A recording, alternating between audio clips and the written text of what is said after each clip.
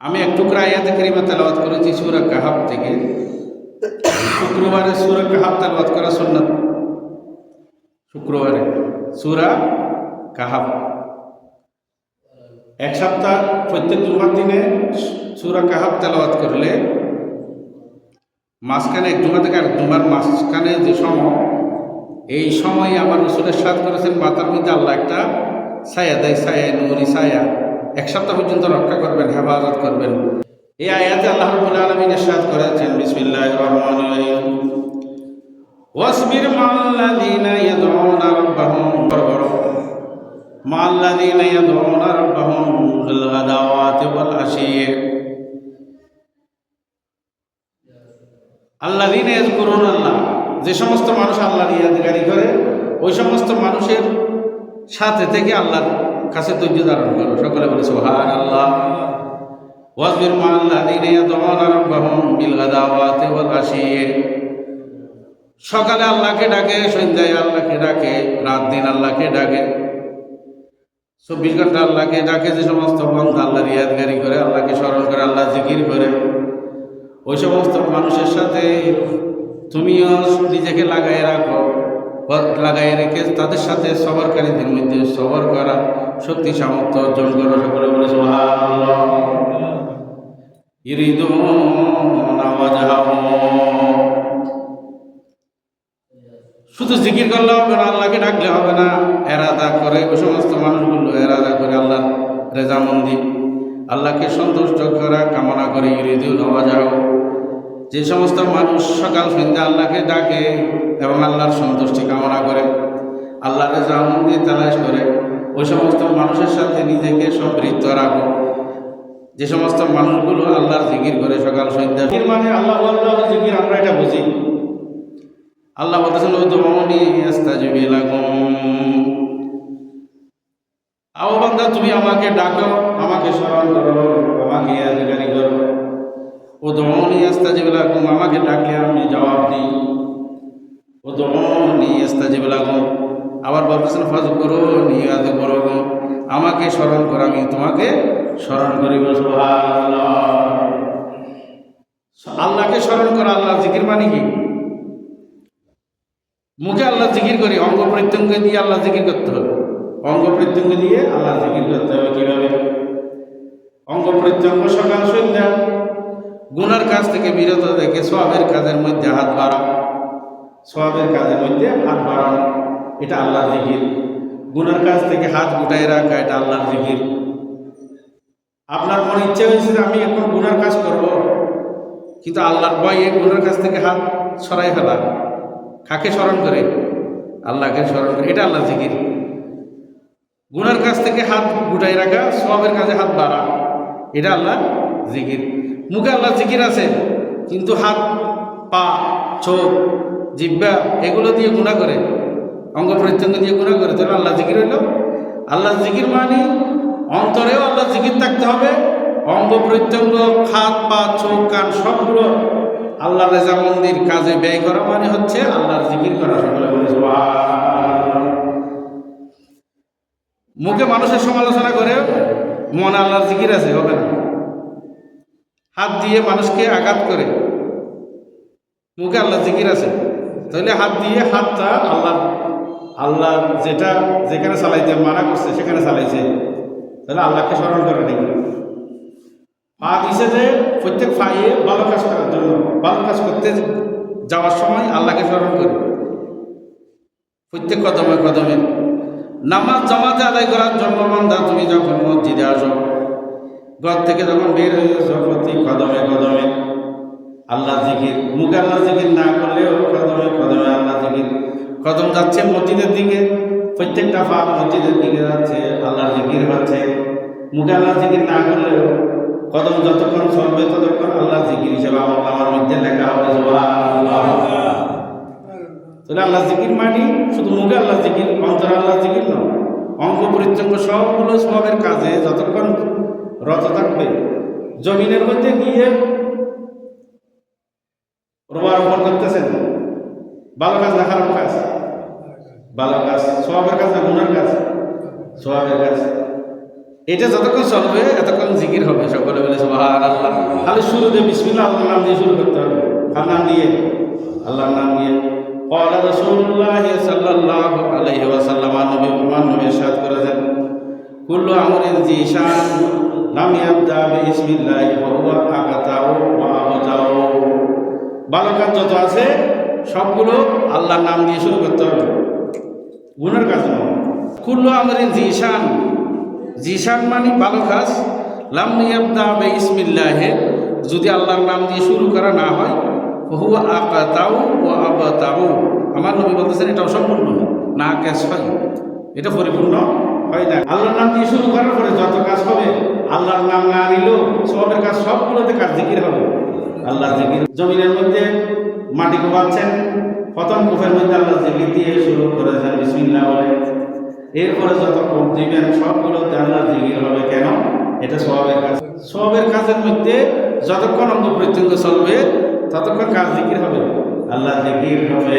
তবে গুনার কাজে যখন মন চায়, গুনাহ থেকে সরে আসছেন, কার বই? আল্লাহর বই। আল্লাহর বইয়ে সরে আসা ওটা আল্লাহর জিকির। তাহলে আল্লাহর জিকির মানে শুধু মুখে আল্লাহর জিকির, অঙ্গ প্রত্যঙ্গ ভালো কাজে যাওয়া, আল্লাহকে স্মরণ করে, এটাও আল্লাহর জিকির। অঙ্গ প্রত্যঙ্গ খারাপ কাজ থেকে বিরত থাকা আল্লাহর বইয়ে, সেটাও কাজ জিকির, আল্লাহর জিকির। মুখেও আল্লাহর জিকির থাকতে হবে, বুকেও আল্লাহর জিকির থাকতে হবে। অঙ্গ প্রত্যঙ্গগুলো ভালো কাজে আল্লাহর বইয়ে ভালো কাজের দিকে অগ্রসর হবে, খারাপ কাজ থেকে অঙ্গ প্রত্যঙ্গ বিরত থাকবে, এটা সবগুলো কার জিকির হবে? আল্লাহ। তার মানুষ যারা হযরত সাইয়েদনা সিদ্দিক আকবর রাদিয়াল্লাহু তাআলা আনহু যখন খলিফা হলেন, মুসলিম জাহানের খলিফা হলেন, আমাদের দেশে প্রধানমন্ত্রী হলে, প্রেসিডেন্ট হলে কত খুশি, খুশি না? খুশি হচ্ছে যে খুশি না টেনশনের বিষয়? টেনশনের বিষয় না। ইমানদার মানুষেরা, হযরত ওমর বলতেছেন, আল্লাহ যদি আমাকে যদি মানুষ না বানাইতো, গরু ছাগল বানাইতো, মানুষ মোটা তাজা করে আমাকে রান্না করে খাইতো, কিয়ামতের ময়দানে আল্লাহর কাছে দাঁড়াইতে হইতো না, আর জবাবদিহিতা হইতো না, আমি মানুষ না হয়ে গরু ছাগল হয়ে যদি জন্মগ্রহণ করতাম। ভালো। সিদ্দিক আকবর যখন খলিফা হলেন, সিদ্দিক আকবরের ভাষণ, প্রথম যে ভাষণ দিছে, পৃথিবীর সর্বশ্রেষ্ঠ ভাষণ বলা হয় আব্রাহাম লিঙ্কনের ভাষণ বলে। আবু বকর সিদ্দিক রাদিয়াল্লাহু তাআলা আনহু যখন খলিফা হলেন, খলিফা হয়ে সংক্ষিপ্ত ভাষণ দিয়েছেন, বক্তব্য দিয়েছেন, খুতবা দিয়েছেন। আর ওই যে এটা পৃথিবীর ঐতিহাসিক খুতবা, কথা ছোট, ব্যাখ্যা বেশি। প্রথমের দ্বারাই বলতেছেন হযরত সিদ্দিক আকবর রাদিয়াল্লাহু তাআলা আনহু, হাইযু হামাদাল্লাহ ওয়া আসনা আলাইহি, প্রথমে বলছেন আলহামদুলিল্লাহ, সালাতু ওয়াসসালামু আলা রাসূলিল্লাহ, আল্লাহর প্রশংসা করেছেন, নবীর উপর দরুদ শরীফ করেছেন। দরুদ শরীফ পরে বলতেছেন আইয়ুহান নাস, আইয়ুহাল মুমিনুন বলেন, আইয়ুহান নাস বলেছেন। একটা রাষ্ট্রের মধ্যে মুসলমানও থাকে, বিধর্মীয় থাকে, সবাইকে বলেছেন আইয়ুহান নাস, মানুষেরা, ইন্নী কাদ ওয়াল্লাইতু আলাইকুম লাস্তু বিখাইরিকুম, ইন্নী আমি, কাদ ওয়াল্লাইতু আলাইকুম তোমাদের খলিফা হয়েছি, তোমরা আমাকে খলিফা বানাইছো, গায়ের জোড়া হয়ে নেই, তোমরা আমাকে খেলাফতের দায়িত্ব দিয়েছো, আনসার মুহাজির সাহাবী মিলে আমাকে খলিফা বানাইছো, খলিফা হয়েছি, রাষ্ট্রপ্রধান হয়েছি, বড় কথা নয়। আমি তোমাদের থেকে আপনাদের লাস্তু বিখাইরিকুম, আমি আপনাদের চেয়ে কোনো অংশে ভালো নই, উত্তম। বক্তৃতা প্রথম শুরু স্টার্টিংটা দেখেন, বিনয়, অহংকার মুক্ত, আমি আপনাদের চেয়ে কোনো অংশ উত্তম নয়। ফাইন আহসানতু ফাইউনি, ফাইন আহসানতু, আমি যদি ভালো কাজ করি, খলিফা হয়ে যদি আমি মানুষের উপকার করি, মানুষের মঙ্গল করি, কল্যাণ করি, ফাআইউনি, আমাকে আপনারা সাহায্য সহযোগিতা করুন।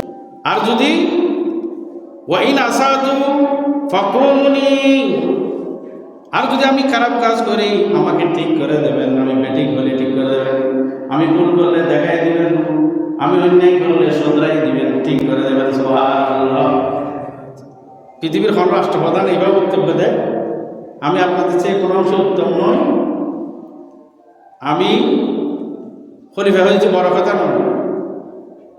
ভালো করলে সাহায্য করবেন, খারাপ কাজ করলে দেখাই দেবেন, ঠিক করে দেবেন। ওই না স্যার, আসিদকু আমানাতুন।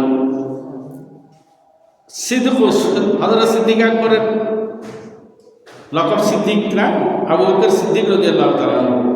আসিদকু আমানাতুন, সত্যবাদিতা আমানত। ওয়াল কিযবু খিয়ানাতুন, আমি যদি কোনো কিছু গোপন করি, মিথ্যা বলি, প্রতারণা করি, ধোঁকাবাজি করি, এটা খেয়ানত হবে। খেয়ানত এটা আমার জন্য জায়েজ নাই, প্রজাতির জন্য জায়েজ নাই, রাজার জন্য জায়েজ নাই, পরিবারের জন্য জায়েজ নাই। সত্য আমার, মিথ্যা খেয়ানত। ওয়াযাইফু ফীকুম কাবিয়ুন আনদি হাত্তা আখাযা লাহু হাক্কাহু। একটা রাষ্ট্রের মধ্যে দুর্বল মানুষ আছে, সবল মানুষ আছে। সমাজের মধ্যে দুর্বল মানুষ আছে, সবল মানুষ আছে। আমাদের যে সমাজ ব্যবস্থা, রাষ্ট্র ব্যবস্থা, এখানে দুর্বল মানুষের কোনো অধিকার আছে না? আছে না? রাষ্ট্রের সুযোগ সুবিধা দুর্বল মানুষের খায় না, বিচারও খায় না। দুয়ারে দুয়ারে ঘুরে মানুষ বিচার পায় না। সিদ্দিক আকবর বলতেছেন, আমার কাছে দুর্বল সবল কোনো ব্যাপার না, কোনো ব্যাপার না। আমার কাছে দুর্বল ওই সমস্ত মানুষ, যে সমস্ত মানুষ আইন মানে না, যে সমস্ত মানুষ আল্লাহর হুকুম মানে না, নবীর আদেশ মানে না, ওই সমস্ত মানুষগুলো আমার কাছে দুর্বল। যত শক্তিশালী মানুষ হোক না কেন, সে আমার নিকট দুর্বল। যদি আল্লাহকে না মানে, রসুলকে না মানে, যত শক্তিশালী মানুষ হোক না কেন, সে আমার কাছে দুর্বল। আর যদি দুর্বল হয়, সে আমার কাছে শক্তিশালী। যদি আল্লাহ এবং হকের মধ্যে যদি থাকে, সে আমার কাছে আসলে সে বড় শক্তি, আমার শক্তি নিয়ে সে বলিয়ান হবে। সমাজের দুর্বল মানুষ যদি হকের উপর থাকে, সে তার সেই শক্তিশালী কেউ নাই। আর সমাজের শক্তিশালী মানুষ যদি না হকের উপর থাকে, তার থেকে দুর্বল আমার কাছে কেউ নাই। হযরত ফারুক আযম রাদিয়াল্লাহু তাআলা আনহু খলিফা থাকার সময় শিয়ালে বলে মুরগি পর্যন্ত ধরে নাই, মরা মুরগি ধরে নাই। মানুষের যে মানুষ যেগুলো লালন পালন করতো, গৃহপালিত প্রাণী, শিয়ালে ধরে নাই।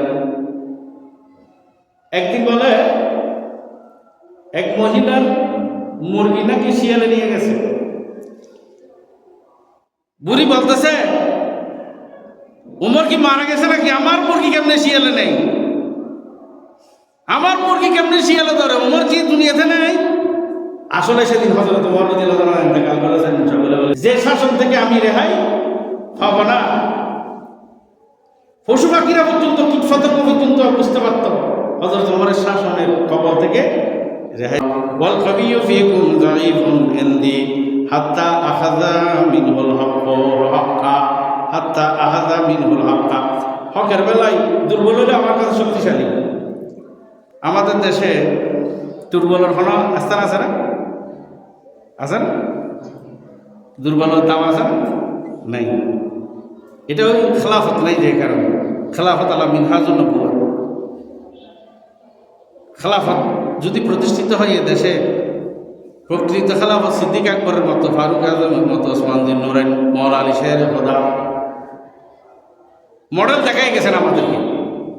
খেলাফত কিভাবে হবে? আল্লাহ রসুল কোরআন দিয়ে গেছেন, নবী হাদিস দিয়ে গেছেন। চার খলিফা আমাদেরকে খেলাফত কিভাবে চালাইতে হয়, 30 বছরের খেলাফত 4 জনে ভাগ করে চালাইছেন। একটা ইসলামিক খেলাফত কিভাবে চলে সেটার মডেল সৈয়দনা হযরত সিদ্দিক আকবর, হযরত ফারুক আজম, হযরত ওসমান জুন্নুরাইন, হযরত মাওলানা আলী শের খোদা। ওমা তারাকা ফি কওমুন আল জিহাদ ইল্লা দারাবাহুল্লাহু মা জিল্লা ওমা তারাকা কওমুল জিহাদ। পৃথিবীতে জেহাদ যদি বন্ধ হয়, সিদ্দিক আকবর বলতেছেন, কয়েকটা গুরুত্বপূর্ণ কথা খেয়াল রাখবেন। এটা একটা হকের উপরে একটা দল, আল্লাহ রসুলের হাদিস আছে, কিয়ামত পর্যন্ত একটা দল হকের উপর জেহাদ করবে। হকের উপর জেহাদ করতে করতে ইমাম মাহদী আলাইহিস সালাম পর্যন্ত গিয়ে মিলিত হবে। একটা দল পৃথিবীতে হকের উপর জেহাদকের একটা দল থাকবে।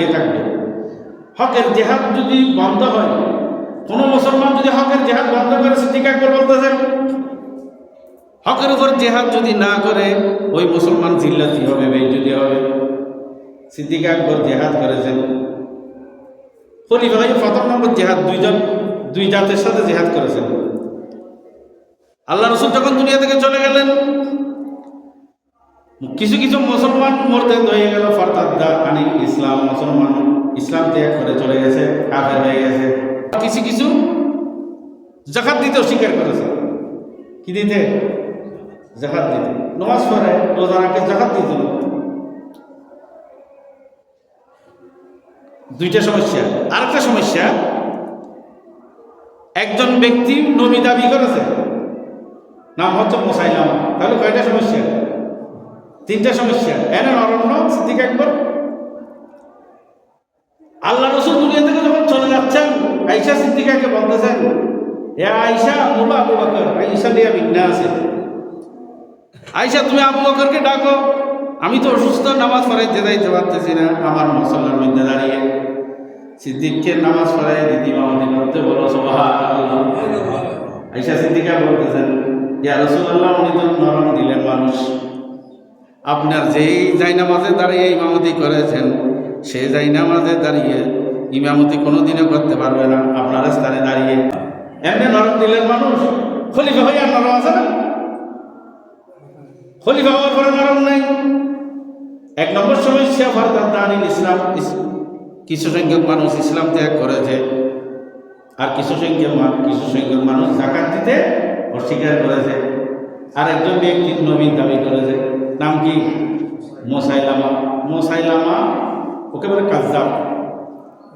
কাজ্জাব মানে মিথ্যাবাদী, বন্ড নবী। আল্লাহ রসুল হাদিসে ইরশাদ করেছেন, ইয়াতি মিন বাদি সালাসুনা কাজ্জাবুনা, আমি দুনিয়া থেকে যাওয়ার পর 30 জনের নবী দাবি করবে। কয় জনে?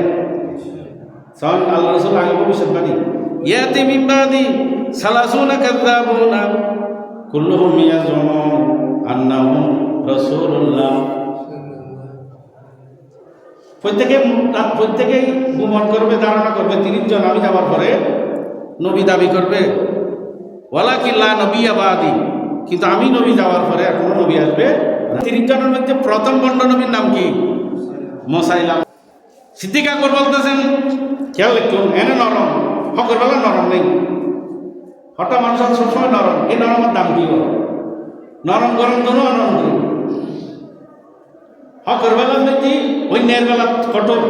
মুহাম্মাদুর রাসূলুল্লাহ ওয়াল্লাযীনা মাআহু আশিদ্দাউ আলাল কুফফার রুহামাউ বাইনাহুম তারাহুম রাক্কান সুজদান ইয়াবতাগুনা ফাদলাম মিনাল্লাহি ওয়া রিদওয়ানা সীমাহুম ফি ওজুহিহিম মিন আথারিস সুজুদ। কোরআন শরীফের আয়াত।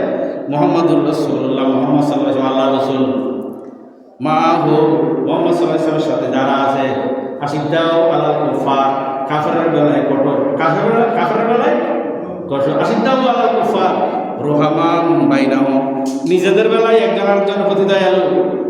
শক্ত কাদের বেলায়? কাফেরের বেলায়। তারাহুম, তাদেরকে দেখা যাবে, রুকান, রুকু অবস্থায়, সুজদা, সিজদা অবস্থায়। তারাহুম রুকান সুজদা ইয়াবতাগুনা ফাদলাম মিনাল্লাহি ওয়া রিদওয়ানা। কোরআন শরীফের আয়াত। ইয়াবতাগুনা, তারা তালাশ করবে, আল্লাহর কাছ থেকে ফজিলত তালাশ করবে, আল্লাহর সন্তুষ্টি তালাশ করবে। ফাদলাম মিনাল্লাহি ওয়া রিদওয়ানা সীমাহুম ফি ওজুহিহিম মিন আসারিস সুজুদ, তাদের কপালের মধ্যে সিজদার দাগ পড়ে যাবে। সকলে বলি সুবহানাল্লাহ। এই আয়াতের মধ্যে প্রথম যেটা বলা হয়েছে, মুহাম্মাদুর রাসূলুল্লাহ আল্লাযীনা মাআহু আশিদ্দাউ আলাল কুফফার রুহামাউ বাইনাহুম, এই আয়াত কতটুকটা সিদ্দিক আকবরের শানে। সকলে বলে সুবহানাল্লাহ। তার মানে কি? মাআহু আল্লাযীনা মাআহু আশিদ্দাউ আলাল কুফফার, কাফেরের বেলায় কঠোর, রুহামাউ বাইনাহুম, নিজেদের বেলায় দয়ালু। এটা সাইয়েদনা সিদ্দিক আকবরের শানে। 3টা সমস্যা দেখা দিয়েছে। কিছু মানুষ ইসলাম ত্যাগ করেছে সিদ্দিক আকবরের খলিফা হওয়ার পরে, আল্লাহ রসুল দুনিয়া থেকে যাওয়ার পর। কিছু মানুষ জাকাত দিতে অস্বীকার করেছে। বন্ড নবী মুসাইলামার নবী দাবি করেছে। কয়টা সমস্যা? এই সবে মাত্র রসুল দুনিয়া থেকে গেছে, বড় সমস্যা না? সিদ্দিক আকবর বলতেছেন, হাদিস আছে বুখারীতে, এই আমার খেলাফতের রাজ্যে যতগুলো খেলাফতের রাজ্য আছে, গভর্নর আছে, একটা মুরগির বাচ্চাও যদি কেউ জাকাত না দেয়, আমার এই তলোয়ার থেকে রেহাই পাবে না, গদ্দার নিয়ে ফেলবো। আমি এমনি নরম ছিলাম, এতদিন নরম ছিলাম, এখন আমি আর নরম নই, হকের বেলায় আমি নরম একটা মুরগির বাচ্চাও যদি কেউ জাকাত দিতে অস্বীকার করে, আমি তাদের গর্দান নিয়ে নেবো, জাকাত না দিলে জিহাদ করবো, কতল করবো, সকলে বলে সুবহানাল্লাহ। এমনি নরম, কিন্তু হকের বেলায় নরম ন। সাইয়েদনা সিদ্দিক আকবর রাদিয়াল্লাহু তাআলা বন্ড নবী মুসাইলামার সাথে যুদ্ধ করেছেন। মুসাইলামার সাথে, এটা যুদ্ধের নাম জঙ্গে ইয়ামামা। জঙ্গে ইয়ামামা সিদ্দিক আকবরের নেতৃত্বে যুদ্ধ পরিচালিত হয়েছে। এই যুদ্ধের মধ্যে তখন কোরআন শরীফ কিতাব আকারে হয়নি। আল্লাহ রসুল দুনিয়া থেকে যাওয়ার সময় কোরআন শরীফ আমাদের এখানে যে কোরআন শরীফ আছে এরকম ছিল না। এটা কাতেবে ওহী দ্বারা কোরআন শরীফ লিখতো, এক একজন এক এক জায়গায় ছড়াই ছিটিয়ে লিখছে, এগুলো কিতাব আকারে হয়নি। এই যুদ্ধে 70 জন হাফেজ সাহাবী শাহাদাত বরণ করেছেন। ইন্না লিল্লাহি ওয়া ইন্না ইলাইহি রাজিউন। কয়জন? 70 জন কোরআন শরীফ হাফেজ আছেন, এরকম সাহাবী শাহাদাত বরণ করেছেন ইয়ামামার যুদ্ধে। বন্ড নবী মুসাইলামার সাথে যুদ্ধ করতে গিয়ে ইসলাম যে এটা এত সহজ আসছে, এখানে জমিনের মধ্যে সাহাবায়ে কেরামের রক্ত কতটা ঢালছে। আমার রসুলের আওলাদের রসুলের রক্ত জমিনের মধ্যে ঢালছে। এই জমিন ইসলাম এমনি উর্বর হয়নি, ইসলাম উর্বর হয়েছে। ইসলাম জিন্দা হতা হ্যায় হর কারবালা কি বাত। রক্ত ঝরলে সেই জমিন থেকে ইসলাম উর্বর হয়, রক্ত ছাড়া ইসলাম প্রতিষ্ঠিত হয় নাই। 70 জন হাফেজ কোরআন শাহাদাত বরণ করেছেন। হযরত ফারুক আযম বলতেছেন, বুখারীতে লম্বা হাদিস এটা, ইয়া আবু বকর সিদ্দিক এ খলিফাতুল মুসলিমিন আমিরুল মুমিনিন। এভাবে যদি কোরআন যাদের সিনার মধ্যে আছে সবাই যদি শহীদ হয়ে যায়, তাহলে জমিন থেকে কোরআন বিলুপ্ত হয়ে যাবে। কোরআন কি হয়ে যাবে? বিলুপ্ত হয়ে যাবে। একটা কাজ করেন, এটা কিতাব আকারে করে ফেলেন। কি আকারে? কিতাব আকারে। সিদ্দিক আকবর বলতেছেন, পরামর্শ দিচ্ছেন হযরত ওমর। সিদ্দিক আকবর বলতেছেন, এটা তো আমার নবী করে দেয় নাই, নবী যেটা করে দেয় না এটা আমি করলে বেদাত হবে না। দেখেন বেদাত জায়েজ আছে না নেই? মশলা খেয়াল রাখবেন, বুখারী শরীফে হাদিস, নবী করে নাই, আমি করলে এটা বেদাত হবে না। আবু বকর সিদ্দিক বলতেছেন, তখন ফারুক আযম বলতেছেন, নি'মাল বেদাতু হাদা। বুখারী শরীফের লম্বা হাদিস এটা। সব বেদাত খারাপ না, এটা ভালো বেদাত। এটা না করলে তো কোরআন বিলুপ্ত হবে। নেমা মানে ভালো, আর বেদাত ভালো বেদাত। হাদা এটা মানে কোরআন তৈরি করা, কোরআন আগের কিতাব আকারে ছিল না। কার পরামর্শ হয়েছে? সাইয়েদনা ওমর ফারুক রাদিয়াল্লাহু তাআলা আনহুর পরামর্শ। কিয়ামত পর্যন্ত হযরত ওমরের আমলনামার মধ্যে সওয়াবের বান্ডবে পৌঁছে দেন হবে। এই কোরআন শরীফ কিতাব আকারে করবে, পরামর্শ দিয়ে দেন, ভাগ্যবান মানুষ হয়ে যাবে। হযরত আবু বকর সিদ্দিক রাদিয়াল্লাহু তাআলা আনহু বলতেছেন, কোন জাতি যদি জিহাদ বন্ধ করে দেয়, সে জাতির কপালে জিল্লতি আছে। কি আছে? জিল্লতি আছে। এই জাতির কপাল ভালো ন। জিহাদ মানে যেখানে অন্যায় হবে, যেখানে দিন ধর্ম বিরোধী কাজ হবে, ইসলাম বিরোধী কাজ হবে, আল্লাহ রসুলের আদর্শ বিরোধী কাজ হবে, এটার জন্য প্রতিবাদ করা, এটার নাম কি? জিহাদ।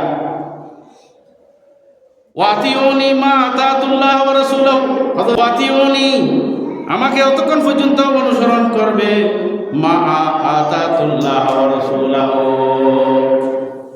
সিদ্দিক আকবর বলতেছেন, আমি যতক্ষণ আল্লাহর কথা মতে আছি, নবীর আদর্শ মতে আছি, আমাকে ততক্ষণ মানবে। আমি আল্লাহ এবং রসুলের আদর্শ থেকে যদি সরে যাই, আমাকে মানার দরকার নাই। ফাইন আসাইতুল্লাহ ওয়া রাসূলুহু, যদি আমি আল্লাহ এবং রসুলের নাফরমানি করি, আল্লাহ এবং রসুলের আদর্শ থেকে সরে যাই, ফালা আতালি, আমার কোনো অনুসরণ, আমাকে মানার দরকার নাই। সুবহানাল্লাহ। যতক্ষণ আমি ঠিক থাকি এতক্ষণ আমাকে মানবে, যতক্ষণ ঠিক নেই আমাকে মানার দরকার নাই। আতালি মাখলুকিন ফি মাসিয়াতিল খালিক, আল্লাহর নাফরমানি করে পৃথিবীর কোনো মানুষের অনুসরণ করা যাবে না যদি আল্লাহ নারাজ হয়। মা বাবার কথা উনি বুঝেন হয়, উনার ফরজ না। যদি মা বাবার গুনাহ কাজ লিপ্ত হয়, উনার দেবে না, উনার দেবে না। আল্লাহ বেজারে কোনো মানুষকে সন্তুষ্ট করে কোনো কাজ করা যাবে না। সিদ্দিক আকবর বলতেছেন, এটা যতক্ষণ আমি আল্লাহ এবং রসুলের আদেশ মতো তোমাদেরকে চালাই, এতক্ষণ আমাকে মানবে। আল্লাহ এবং রসুলের আদেশ থেকে আমি যদি সরে যাই, আমাকে মানার দরকার নাই। ফালা তাআতা লি আলাইকুম কুমি ইলা, তারপরে সংক্ষিপ্ত বক্তব্য, তারপরে নামাজের জন্য সবাই দাঁড়িয়ে আছে। সৈয়দনা সিদ্দিক আকবর ইসলামী খেলাফতের প্রথম খলিফা হয়ে যে কথাগুলো বলেছেন, এগুলো আজীবনের জন্য মুসলমানদের জন্য অনুকরণীয়, অনুসরণীয়। সকল এই 30 বছরের যে খেলাফত আমাদেরকে দিয়ে গেছেন, এটাকে বলা হয় খেলাফত আলা মিনহাজুন নবুওয়াত। কয়জনে মিলে? কয়জন? 4 জন। আবু বকর সিদ্দিক, হযরত ফারুক আযম, ওসমান যুন্নুরাইন, হযরত মাওলা আলী শের খোদা 30 বছর খেলাফতে আসীন ছিলেন। এরপর আর কোনো খেলাফত না, আমিরে মুয়াবিয়া এটা খেলাফত না, এটা হচ্ছে মুলকিয়ত, এটা হলো বাদশাহী। আমিরে মুয়াবিয়াকে বাদশাহ বলা হবে, ইয়াজিদকে বাদশাহ বলা হবে, রাজা বলা হবে, খলিফা হলো 4 জন। কেউ কেউ বলতেছেন 30 বছরের ভিতরে হযরত ইমাম হাসান রাদিয়াল্লাহু তাআলা 2 মাস ছিল। হযরত মাওলা আলী শের খোদার শহীদ হওয়ার পরে হযরত ইমাম হাসান 30 বছর পুরাইতে ইমাম হাসানের 2 মাস ছিল। এই 2 মাস সহ 30 বছর। যেহেতু রসুল বলেছেন আল খেলাফাতু মিন বাদি 30 সানাতান সুম্মা তাকুনু মুলকান, আমি দুনিয়া থেকে যাওয়ার পর খেলাফত থাকবে কয় বছর? 30 বছর। তারপরে শুরু হবে আর খেলাফত থাকবে না, এগুলো সব বাদশাহী। এগুলো কি বাদশাহী? ইতিহাস জন্য ভারত উপমহাদেশত একজনে খেলাফত প্রতিষ্ঠা করছে, নাম কেল ইসলামী খেলাফত। 2 নম্বরও আছিল, তরিকতও আছিল, ইসলামী হুকুমতও আছিল। কিছুদিন হলেই ভারতের একজন ব্যক্তি খেলাফত প্রতিষ্ঠা করেছে, সৈয়দ আহমদ শহীদ করে নেবেন। পালাকোটের জেহাদের যুগে শাহাদাত বরণ করে সৈয়দ আহমদ শহীদ করে নেবেন। তো ভারত উপমহাদেশত আর খেলাফত প্রতিষ্ঠা নেওয়া যায়, মানে বেলায়ত বুজুর্গিয়ত ফির বুজুর্গ রাষ্ট্রপ্রধান শিখা বলল ব্রিটিশ সরকারের যুদ্ধ কিন্তু মিরেশ্বরে একটা মাজার আছে, আপনারা কোনো সময় গেছেন কিনা জানি না। সুফি নূর মোহাম্মদ নিজামপুরি রহমতুল্লাহ, সুফি নূর মোহাম্মদ 19টা জেহাদ করেছে। 19টা জেহাদ, কয়টা? সশরীরে অস্ত্র দিয়ে, কামান দিয়ে, তলোয়ার দিয়ে 19টা জেহাদ করেছে। ওনার কবর আবার জিয়ারত করার 3-4 বার সুযোগ পেয়েছে। কবর থেকে মেশকাম্বরের সুগন্ধি বের হয়। সুবহানাল্লাহ। আমার সাথে একজন গেছে, গিয়ে বলতেছে হুজুর আমি তো বসবো ভাবছি না, সবাই বলে রাখি কেন মেশকাম্বরের সুগন্ধি হয়, সুফি নূর মোহাম্মদ নিজামপুরি আজ সুর এখলাস পড়ো, হয়তো খবর করতো যতক্ষণ না হাত কেরাম না লাগে ততক্ষণ পড়ো। সুবহানাল্লাহ।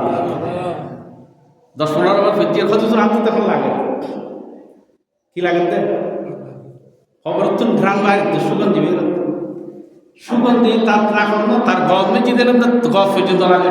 সুবহানাল্লাহ সুবহানাল্লাহ বিহামদিহি। সুফি নূর মোহাম্মদ নিজামপুরি রহমতুল্লাহ, উনি জীবনের বলে আসরের নামাজের সুন্নত বাদ দেন ভালো থেকে। আসরের নামাজে কি আর আসরের নামাজ সুন্নত নকরি বলছেন, নকরি দিন আদি যায় সুন্নত নকরিলে কি এরকম বছর 52 দিন। হ্যাঁ, উনি বালেগ হওয়ার পর থেকে জীবনে কোনোদিন আসরের নামাজের সুন্নত বাদ দেয়নি। যখন ব্রিটিশদের সাথে যুদ্ধ হচ্ছে, যুদ্ধের ময়দানে ওনার পীর সাহেব বলতেছেন এখানে কোনো মানুষ আছে যে জীবনে বালেগ হওয়ার পর থেকে আসরের নামাজের সুন্নত বাদ দেয় না? এরকম কোনো ব্যক্তি থাকলে দাঁড়াবো সকলে আসলে আছে যে বলতে রাডার দ্বারা হচ্ছে দেরি, নইলে খাওয়ার করতে। উনি দাঁড়ায়নি প্রথমে, কারণ এটা রিয়া হয়ে যাবে, মানুষের জেনে যাবে, তো গোপনীয় বিষয় মানুষের জেনে যাবে। অবশেষে তিনি আর না বেড়ে দাঁড়িয়েছেন, বলতেছেন আপনি এই এরিয়ার মধ্যে হেঁটে আসেন, নির্দিষ্ট একটা এরিয়ার মধ্যে চারিদিকে কুণ্ডলি দিয়ে আসেন, হেঁটে আসেন। সুফি নূর মোহাম্মদ নিজামপুরি হেঁটে আসছেন। ব্রিটিশরা যত কামানের গোলা নিক্ষেপ করেছে ওই কুণ্ডলির বাইরে ভিতরে আর নয়। সুবহানাল্লাহ সুবহানাল্লাহ ওয়া বিহামদিহি। এই দেশের মধ্যেও রক্ত দিয়ে ইসলাম প্রতিষ্ঠিত হয়েছে। বালাকোটের যুদ্ধে যদি ইতিহাস ঘাটেন দেখবেন, সৈয়দ আবশ্যের শহীদ করে নবীর লাশও পাওয়া যায় না, লাশ পর্যন্ত খবরও নেই। শিখদের সাথে যুদ্ধ হয়েছে, শিখদের ওনার লাশও নেই, বালাকোটের কোনো ওনার লাশ নেই। তো কোথায় নিয়ে গেছে কেউ জানে? শিখরা, পাঞ্জাবের শিখগুলো কোথায় ওনার লাশ নিয়ে গেছে কেউ জানে, কিন্তু অন্যান্যদের খবর আছে। বালাকোটের মধ্যে, বালাকোট এটা পাকিস্তানের বর্ডারের কাছে, ভারতের একদম এক কোনায় বালাকোট, ম্যাপ দেখবেন বর্ডারের কাছে। তো সিদ্দিক আকবর বলতেছেন এই জিহাদ এটা যদি বন্ধ হয় মুসলমান লাঞ্ছিত হবে, অপমানিত হবে। সিদ্দিক আকবর এমনি নরম, কিন্তু জিহাদের বেলায় শক্ত কঠোর মনোভাবের অধিকারী ছিলেন, কিন্তু অন্যের বেলায় কঠোর, ন্যায়ের বেলায় নরম। এটাই হলো ইসলামী খেলাফতের একটা বৈশিষ্ট্য। ভারতীয় উপমহাদেশে এটার পরে আর কোনো খেলাফত হয়নি, যেটা বললাম এটার পরে আর খেলাফত হয়নি। ফির বুজুর্গ আলাদা কি, রাষ্ট্র আলাদা কি ন, এখন আছে না মারে নাই, কিন্তু ইয়ান প্রতিষ্ঠা করে বলে চেষ্টা করবেন।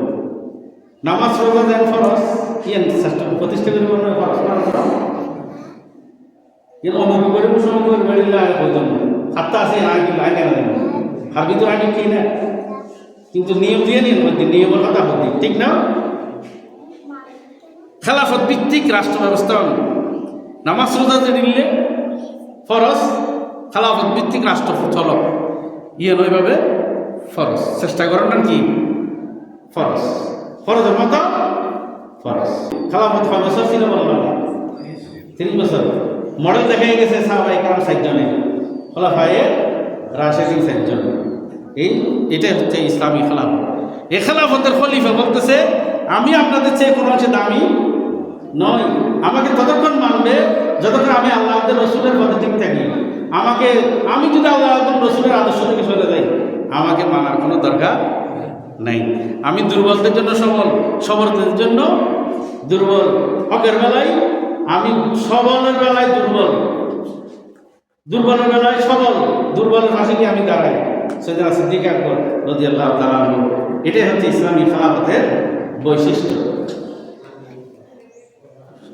হযরত ওমর অর্ধ দুনিয়ার জন্য শাসন করেছেন, অর্ধ দুনিয়া, অর্ধ পৃথিবীর অর্ধেক শাসন করেছেন, অর্ধেক।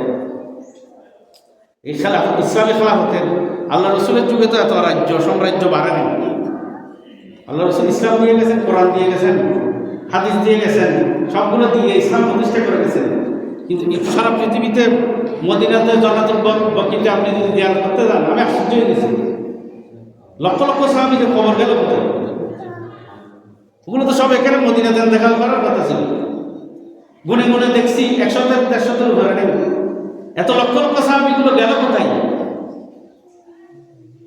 আমি আরো কয়েকজনের সাথে আলেমের সাথে আলাপ করেছি, এখানে খবর না থাকার কারণ কি? এত সাহাবী বলতেছেন ওরা আল্লাহ রসুল থেকে যে নিয়ামত পেয়েছেন এটা নিয়ে মদিনায় বসে থাকার জন্য চিন্তা করে নেই, নিয়ামত এটা পৃথিবীর বুকে ছড়াই দেওয়ার জন্য সারা দুনিয়াতে সাহাবায়ে কেরামরা ছড়াই দিতে গেছেন। সকলে বলে সুবহানাল্লাহ।